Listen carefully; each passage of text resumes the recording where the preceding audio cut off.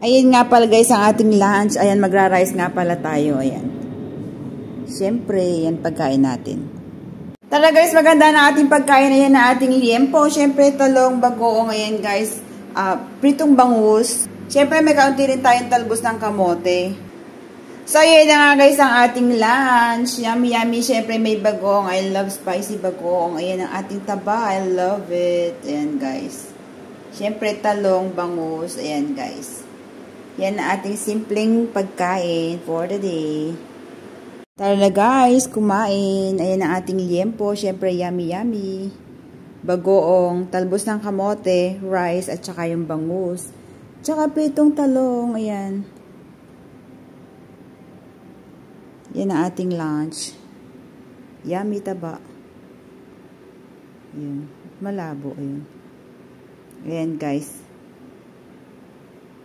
Diba? Yummy.